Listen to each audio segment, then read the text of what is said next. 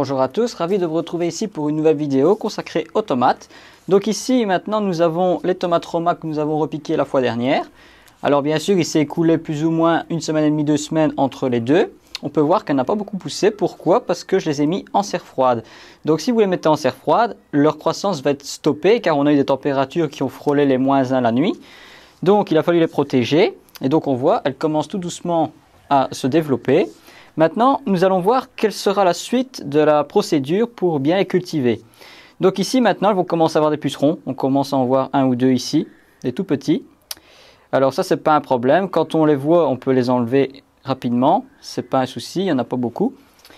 Après, il y a plusieurs petites choses que les gens vont se poser comme question, que les tomates peuvent avoir, qui sont tout à fait normales, voire pas du tout. Et donc, je vais faire le point sur tout ça.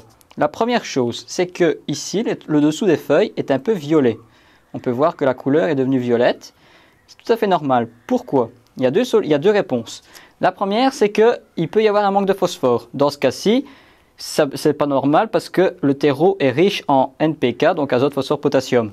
Deuxième raison possible pour que les feuilles soient comme ça, c'est l'enracinement, la reprise de la plante. Ici, on est dans une serre froide, donc il fait très froid.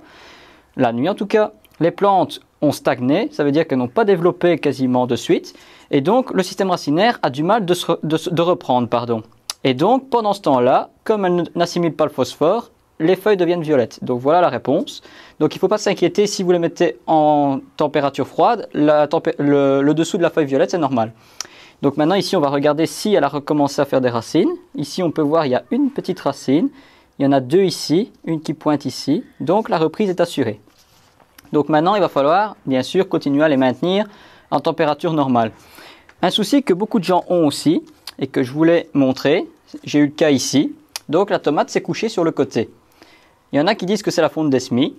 Ça peut être ça. Ici, comme elles ont été repiquées, ce n'est pas forcément le problème. La fonte de semis, bien sûr, c'est un champignon qui se développe et qui tue et qui couche la plante. Ici, dans ce cas-ci, il y a eu un excès d'eau. Et pourquoi il y a eu un excès d'eau? Le fait qu'on les ait repiquées, on a dû arroser copieusement pour favoriser le système racinaire, mais comme il a fait froid, la plante n'a pas assimilé beaucoup d'eau, l'eau est restée dans le pot trop longtemps et donc un excès d'humidité a fait mourir le collet de la plante. Donc ça c'est tout à fait normal aussi, ça peut arriver. C'est pour ça que quand vous semez et que vous repiquez des tomates, repiquez toujours un peu plus que ce que vous n'avez besoin pour avoir la quantité suffisante pour votre jardin. Maintenant, après si vous en avez de trop, vous les donnez à certains de votre famille, à des collègues, pourquoi pas, de la famille. Ou alors, en revendre quelques-unes, ça, c'est pas un problème. Donc maintenant ici, qu'est-ce qu'on va faire? On va les laisser en serre froide. Ici, il commence à faire bon, donc les températures montent très vite. Donc tous les jours, j'aère, quand il commence à faire chaud, j'aère la serre de chaque côté pour qu'il y ait une circulation d'air, pour éviter l'excès d'humidité dans la serre. Et alors maintenant, comme le terreau commence à sécher, surtout les bords, donc on peut voir ici, le pot ici, le dessus est déjà sec, donc au soir je vais devoir l'arroser. Mais quand on enlève la motte, il ne faut pas se fier au dessus car le dessous est encore légèrement humide. Donc parce que vous voyez le dessus sec, il ne faut pas arroser copieusement, il faut arroser légèrement pour réhumidifier la surface. Donc maintenant que les températures remontent, les tomates vont commencer à pousser plus vigoureusement. Ici, elles avaient à peine 2 feuilles, maintenant elles vont commencer à en faire un peu plus.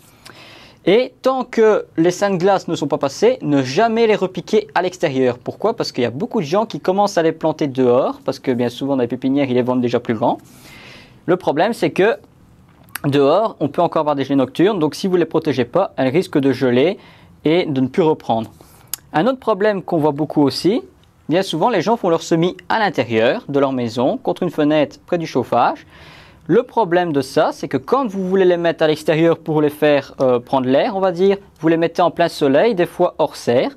Le problème de les mettre en plein soleil hors serre, il y a une différence d'intensité lumineuse qu'il y a dans la maison et dehors. Les UV du soleil sont plus forts dehors.